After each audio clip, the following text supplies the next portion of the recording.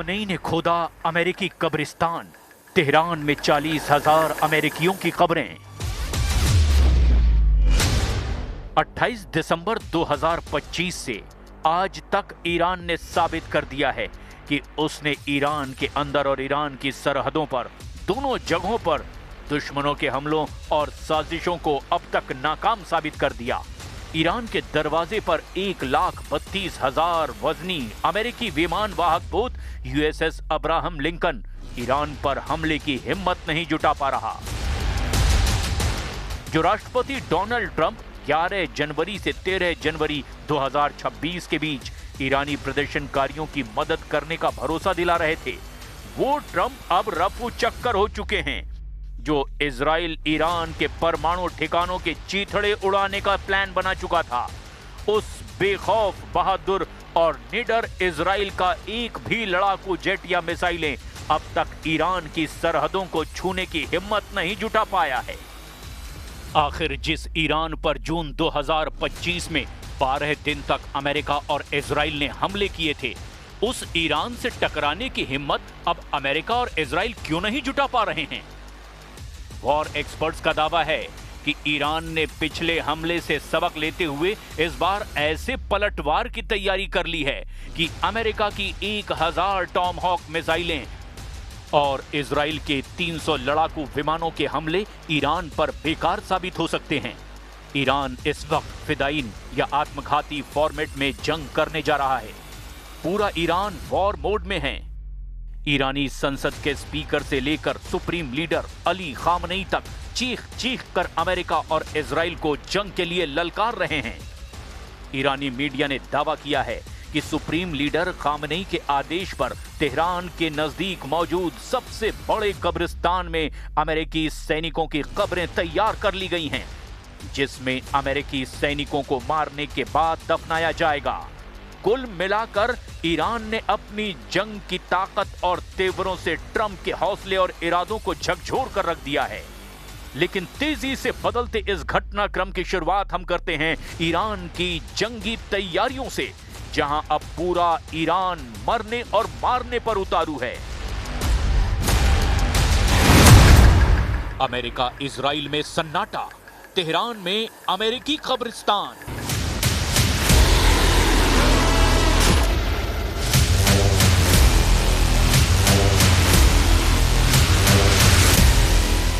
पूरी दुनिया जान चुकी है कि अमेरिका और इजराइल ईरान के मिसाइल पावर से बेहद खौफजदा हैं। जहां ट्रंप लगातार ईरान से बातचीत की रट लगाए हुए हैं, तो वहीं ईरान बार बार एक ही बात दोहरा रहा है कि हमारी 3000 मिसाइलें और हजारों ड्रोन अमेरिकी युद्धपोत अब्राहम लिंकन को अरब सागर में डुबो देंगे। 31 जनवरी से 1 फरवरी के बीच ईरान की टॉप लीडरशिप ने भी अमेरिका से आर पार की जंग का ऐलान कर दिया है। सभी कमांडरों को ईरान ने हमले की जिम्मेदारी सौंप दी है। किसी भी स्थिति में अगर ईरान के टॉप लीडरशिप अपने कमांडरों से संपर्क नहीं कर पाती, तो ऐसी स्थिति में कमांडरों को पहले से दिए गए आदेशों के तहत अमेरिका और इजरायली अड्डों पर अंधाधुंध हमले के आदेश दिए गए हैं। यानी आखिरी ईरानी सैनिक भी अमेरिका से आखिरी दम तक युद्ध करता नजर आएगा। हम आपको यह भी बताएं कि ईरान ने बाकायदा तेहरान के पास अमेरिकियों के लिए कब्रिस्तान में कब्र खोद कर तैयार कर ली है, जिससे पता चलता है कि ईरान के सुप्रीम लीडर अली खामनेई के इरादे कितने सख्त और खूंखार हो चुके हैं। ईरान के इन फैसलों से साफ हो गया है कि वो किसी भी हाल में अमेरिका के सामने झुकेगा नहीं। और अब इसी कड़ी में ईरान ने अमेरिका को लेकर एक और ऐलान कर दिया है। ईरान की सरकारी मीडिया का कहना है कि ईरान ने तेहरान के बेहश्ते ज़हरा कब्रिस्तान में अमेरिकी सैनिकों की कब्रें खुदवा दी हैं। इन कब्रों की संख्या हजारों में है। खामनेई ने ये कब्रिस्तान अमेरिका के संभावित हमले की स्थिति में अमेरिकी सैनिकों को दफनाने के लिए खुदवाया है। खुद ईरानी सरकार से जुड़ी न्यूज एजेंसी ने इसकी पुष्टि की है। शायद यही वजह है कि अमेरिका और इजराइल ईरान पर हमला करने में देरी कर रहे हैं। इजराइल के सेना प्रमुख लेफ्टिनेंट जनरल इयाल जमीर ने ईरान और अमेरिका के बीच बढ़ते तनाव को लेकर के 1 फरवरी 2026 को एक बहुत ही महत्वपूर्ण आकलन साझा किया है। इजरायली सेना प्रमुख जनरल इयाल जमीर ने दावा किया कि अमेरिका अगले 2 सप्ताह से 2 महीने के भीतर ईरान पर सैन्य हमला कर सकता है। उन्होंने स्पष्ट किया कि अगले कुछ दिनों में तत्काल हमले की संभावना कम है, लेकिन तैयारी पूरी है। जनरल इयाल जमीर का ये बयान साबित करता है कि अमेरिका और इजराइल फूंक फूंक कर कदम रख रहे हैं। حالا این آقا هم همینطور مرتباً ادعا میکنه ولی ما ناو آوردیم و چه کردیم. به نظر من ملت ایران رو از این چیزا نباید ترسوند.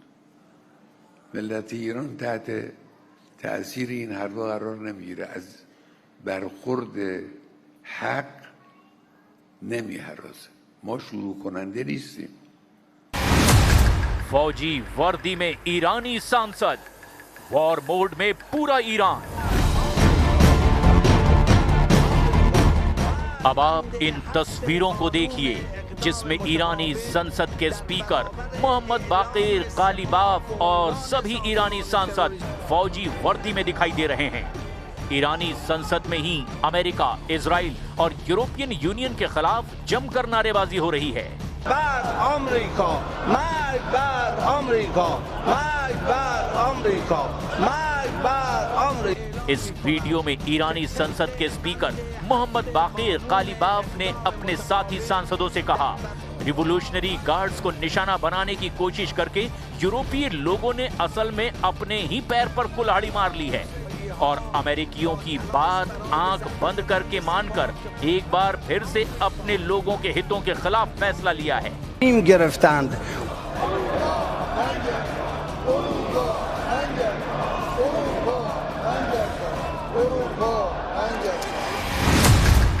साठ अमेरिकी अड्डों पर हमले की तैयारी, खामनेई ने दिया आखिरी आदेश। ये बात अमेरिका और इजराइल अच्छी तरह से जान चुके हैं कि अगर ईरान पर हमला किया तो ईरान का पलटवार बहुत व्यापक और विनाशकारी हो सकता है। इस वक्त ईरान को रूस और चीन से सैटेलाइट और खुफिया जानकारियां मिल रही है, जबकि अरब सागर में मौजूद चीनी युद्धपोत ईरान को अमेरिकी युद्धपोत अब्राहम लिंकन की पल पल की खबरें दे रहे हैं। बंदर अब्बास जैसे ईरानी बंदरगाहों वाले इलाके पर अब 1000 से ज्यादा आत्मघाती स्पीड बोट हमले को तैयार हैं। मिसाइलें और ड्रोन भी हमले के लिए तैयार हो चुकी हैं। एक रिपोर्ट के मुताबिक मिडिल ईस्ट में अमेरिका के लगभग 40,000 से 50,000 सैनिक तैनात हैं और हाल ही में USS Abraham Lincoln aircraft carrier के आने से करीब 5,700 अतिरिक्त सैनिक इस क्षेत्र में जुड़े हैं। उस हिसाब से पश्चिम एशिया में 60,000 के करीब अमेरिकी सैनिक मौजूद हैं जो पूरी तरह से ईरानी सेना के निशाने पर आ चुके हैं। कतर में 10,000, कुवैत में 13,500, इराक में 2,500, यूएई में लगभग 5,000, सऊदी अरब में 3,000 के करीब, जॉर्डन में 3,000, सीरिया में 900 अमेरिकी सैनिक ईरानी सेना के निशाने पर हैं और इन्हीं सैनिकों की कब्रें खामनेई ने अब तेहरान के पास कब्रिस्तान में खुदवा दी हैं। ईरानी सैन्य कमांडरों और अधिकारियों के बयानों के मुताबिक यदि युद्ध छिड़ता है तो उनके प्राइम टारगेट वो अड्डे होंगे जो ईरान की सीमाओं के सबसे करीब हैं। अल-उदीद एयरबेस कतर, जो कि यहां से अमेरिका के सबसे खतरनाक लड़ाकू विमान और बॉम्बर उड़ान भरते हैं, ये ईरान की बैलिस्टिक मिसाइलों का पहला निशाना हो सकता है। 5वीं फ्लीट बहरीन, ईरान अपने स्मार्ट मिसाइलों और सुसाइड ड्रोन से फारस की खाड़ी में खड़े अमेरिकी युद्धपोतों को निशाना बनाने की धमकी दे चुका है। ऐन अल असद इराक, इतिहास गवाह है कि 2020 में कासिम सुलेमानी की मौत के बाद ईरान ने सीधे इसी बेस पर मिसाइलें दागी थी। स्ट्रेट ऑफ हॉर्मुज, हालांकि ये बेस नहीं है, लेकिन ईरान इसे ब्लॉक करके अमेरिकी नेवी को सीधे चुनौती दे सकता है। अल दफरा यूएई। अपनी आधुनिक टोही प्रणालियों और निगरानी ड्रोन्स की वजह से यह भी ईरान की सूची में ऊपर है। ईरान ने हाल ही में एक वीडियो जारी किया है जिसमें उसने इन सभी ठिकानों को अपने मिसाइल रेंज में दिखाया है। अमेरिका ने इसके जवाब में अपने पैट्रियट और थार्ड मिसाइल डिफेंस सिस्टम को हाई अलर्ट पर रखा है। अब देखना यह होगा कि ऐसे हालात में क्या अमेरिका ईरान पर हमला करने की हिम्मत जुटा पाता है या नहीं।